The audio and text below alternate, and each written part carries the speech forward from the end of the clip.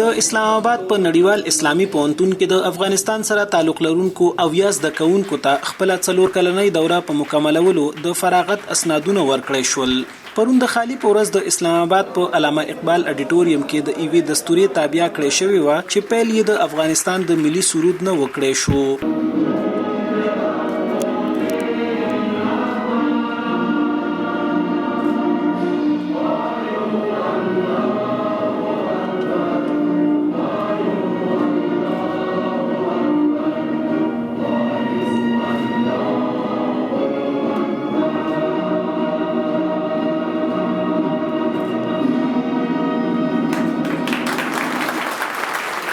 په دستوره کې د افغان زده کوونکو د هغوی د خپلوانو او د نړیوال اسلامي پوهنتون د استادانو نه علاوه په اسلام آباد کې د افغانستان سفیر او د ولسمشر ځانګړي استاذي شکر الله عاطف مشعل هم ګډون وکړو. دستوري تخپل وینا کې عاطف مشعل وویل د سفیر په هیڅ ټولو فارغ شوي زده کوونکو ته ویل غواړي چې خپل اسناد د ورسره شریک کړي چې په افغانستان کې ورله د دوی د قابلیت په اساس د کار زمينه برابر کړي. د دستوري په پای کې مشعل ریډیو سره په خبرو کې د نوموړي وینا دا د خوښۍ او افتخار ځای ده د منګ افغان ځوانان سره له دومره مشکلاتو چې دوی سره مخامخ دي بیا هم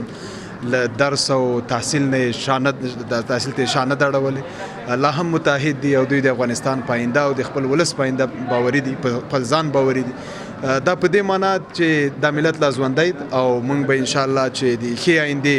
په فکر کې دا هر قدم د روښانه او ښایسته آینده یو مثال ده او موږ به هغه خواته قدم اخلو ان شاء الله. په دستوره کې موجود زده کوونکو د نړیوال اسلامي پوهنتون د انتظامیې څخه مننه پکولو سره مشعل ریډیو ته وویل نن یې د ژوند یو ډیره مهمه ورځ ده او د فراغت اسنادونه په ترلاسه کولو ډیر خوشاله دي. رفیع الله چې د ژورنالیزم څانګې زده کوونکی دی وینا یې اسناد ترلاسه کولو وروسته غواړي چې افغانستان ته لاړ شي او کار وکړي. اراده خو د خدمت کولو ده ځکه د یو اباد او سوکاله افغانستان په هیله اوسېږو ځکه افغانستان ډېر ناخوالې لیدلي دي نو انشاءالله هیله امید لرو چې یو ښه فیوچر او ښه آینده ولرو انشاءالله چې د افغانستان لپاره د خدمت مصدر وګرځي انشاءالله. په اسلام آباد کې د افغانستان سفارتخانې تر مخه دا مهال د پاکستان په مختلفو پوهنتونونو کې 15,000 نه زیات او په نړیوال اسلامي پوهنتون کې تر 1200 پورې زده کوونکي تعلیم حاصلوي.